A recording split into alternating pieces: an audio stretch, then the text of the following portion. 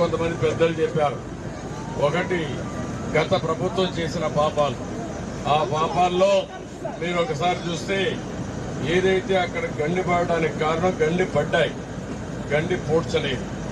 అందుకనే ఏదైతే గండిలో పూడ్చలేదో దానివల్ల నీళ్లన్నీ వచ్చి నేరుగా మీ ఊరి మీద పడిపోయినాయి.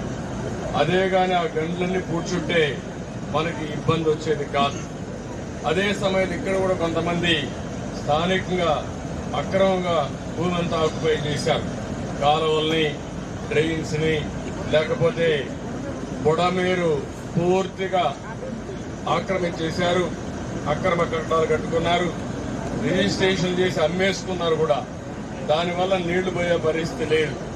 ఇవన్నీ కలిసి మీకు ఎప్పుడో పడిన వర్షాలు పడ్డాయి, నీళ్లు కూడా విపరీతంగా వచ్చాయి.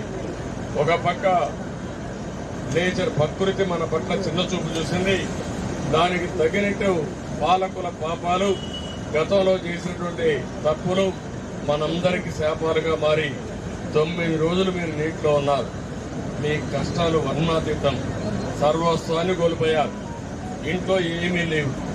9 గుంటలతో బయట వచ్చారు. ఇంట్లో ఉండే కుట్టు మిషన్లు ఉంటే అవి పోయినాయి.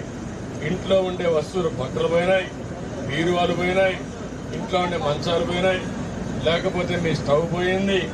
అదే మరిగా వాషింగ్ మెషిన్లు పోయినాయి.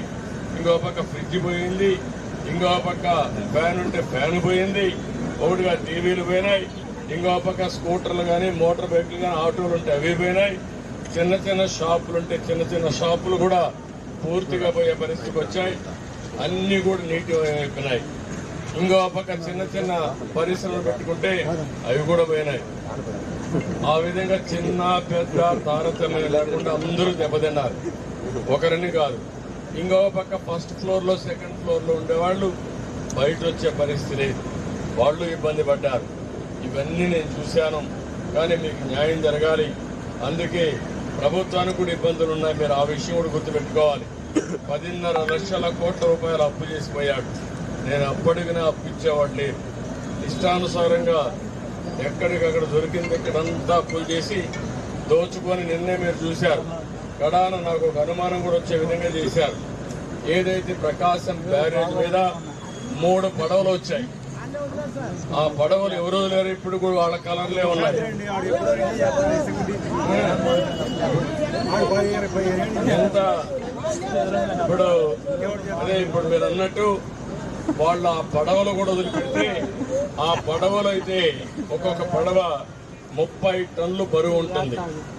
అక్కడ ఏదైతే ఒక సపోర్టింగ్ కోసం బ్యాలెన్సింగ్ ఇది కడతాం, బీమ్ కట్టాం.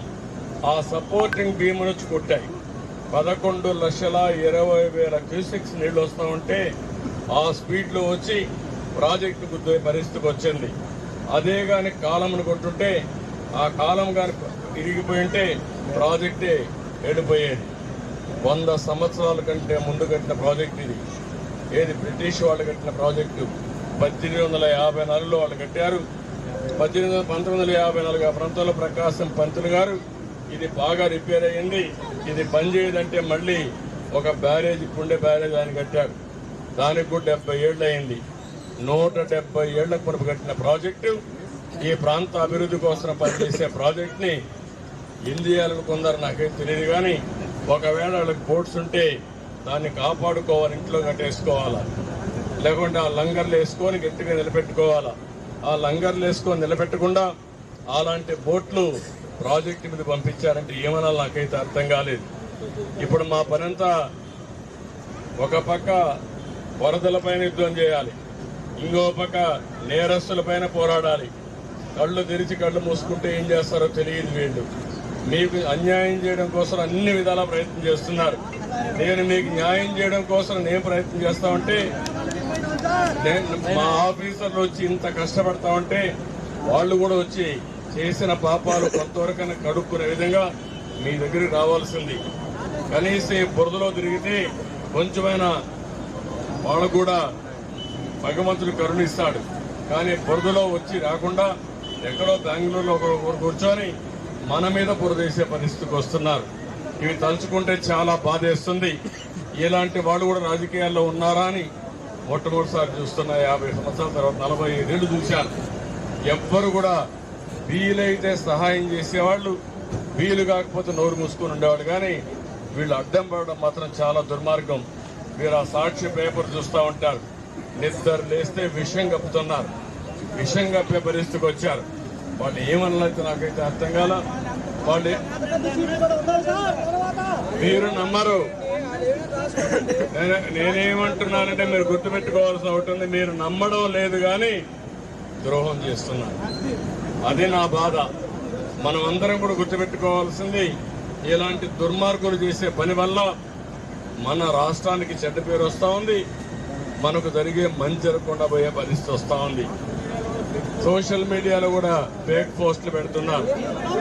ఒకటనే కాకుండా మీరు నమ్మరు తమ్ముడు, కానీ వాళ్ళు చేసేది ఏ ఒక్కరో ఇద్దరిని నమ్మించి మోసం చేయాలని కుట్రలు చేస్తున్నారు. మనం అంతా పని చేయాలని మనం పోతున్నాం, వీళ్ళు కుట్రలు చేయాలని వీళ్ళు వస్తున్నారు.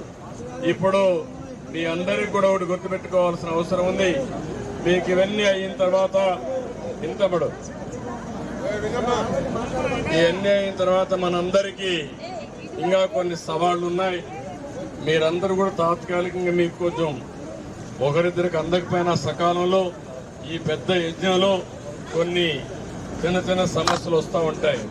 కానీ ఈరోజు మాత్రం మీ ఇంటికి నేరుగా బియ్యం కానీ